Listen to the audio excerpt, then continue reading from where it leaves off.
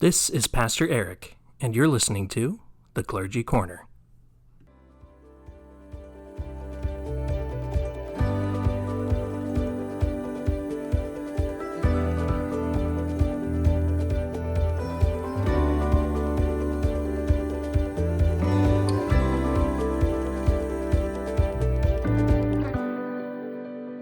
Welcome to episode 284 of the special podcast about life and faith.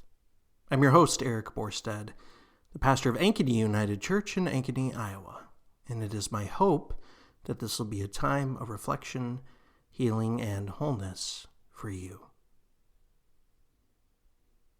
I know it has been a whirlwind of a week, but I hope that you are finding ways to stay healthy and sane during this incredibly chaotic and stressful time. This upcoming Sunday, just based on the lectionary, we were already going to be talking about the need to find ways to care for ourselves, especially in the midst of chaos and turmoil. So please make sure that you're taking care of yourself at the very least and are doing okay.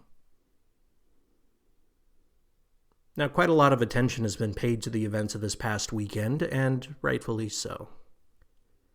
Anytime a high-profile event like this takes place, we all have this urge. We all want to weigh in and give our 2 cents, believing that we have the right take and we have drawn the correct conclusions. But I think this just goes to underscore that tensions in this country are higher than ever. And the divisiveness between us continues to spread. Now, if you're listening in and looking for me to have a hot take, I'm sorry to disappoint you. I simply don't have one. I mean, I wish I could say that the event surprised me, but the reality is that our rhetoric has gotten so violent and aggressive over the past 5-10 years that part of me knew this was only a matter of time before something like this happened to someone on either side of the political aisle. Instead, in the wake of the aftermath, I find myself grieving for the loss of life that took place. I weep for the epidemic of violence that has become so commonplace in our country that we've simply become numb to it. We've had 298 mass shootings since the beginning of this year, which by definition, a mass shooting is 4 or more people that are injured or killed. And we have become so desensitized to violence that some naive part of me had hoped that a public event like this would actually shock our society out of our stupor and could be a point of actual unity where we could come together to get something done. Again, naive, I know. But instead, in the aftermath, we always like to point our fingers so that we know who to blame. Instead of taking ownership and seeking change, we like to have a place where we can put our rage and our frustration, just so long as we never have to look inward at ourselves. So will anything come of this? No, probably not. And will something like this happen again? Yeah, almost assuredly so.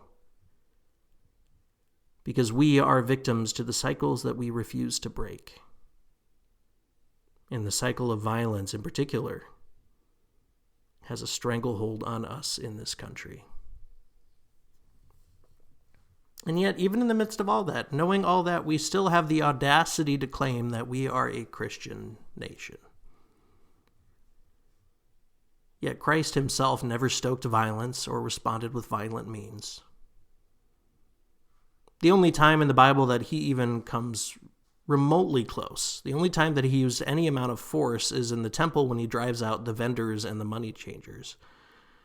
And that's symbolically, he's targeting the systems of oppression in the temple rather than the individuals themselves. The reality is our Christian faith is diametrically opposed to violence. Jesus had so many opportunities that he could have incited a violent rebellion. That's what Judas wanted when he turned Jesus over to the Romans, right? But instead, he chose nonviolence, even to the point of death, because he knew that violence only begets more violence. Instead of judging others, condemning others, he broke bread with them. He shared meals with them. Instead of preaching violent rhetoric, we have the Sermon of the Mount, where he talks of peace, compassion. You see, our faith, by its very nature, from its very origins, have been a faith of radical nonviolence, a faith rooted in peace. And I think so many of us have forgotten that. So what do we do? What can we do?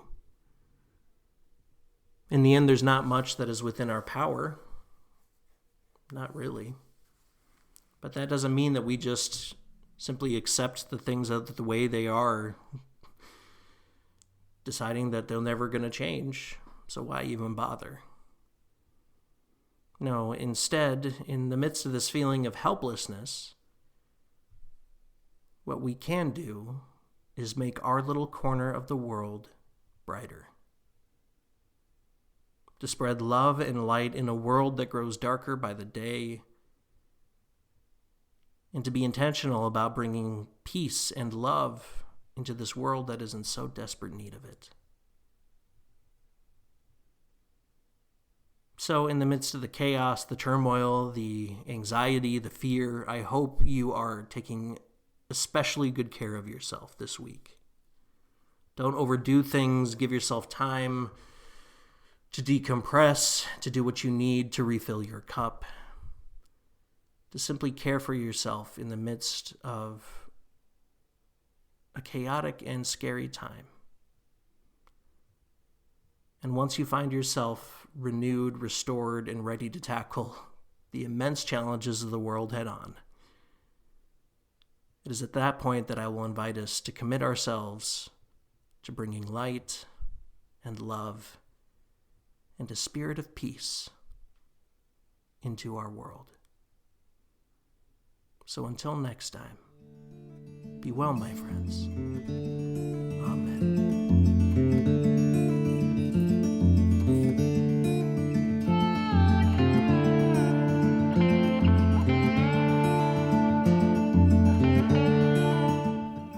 Thanks once again for listening. If you want to learn more about Ankeny UCC, go to ankenyucc.org. And if you want to write in a show suggestion or have any comments, you can send those emails to clergycornerpodcast@gmail.com.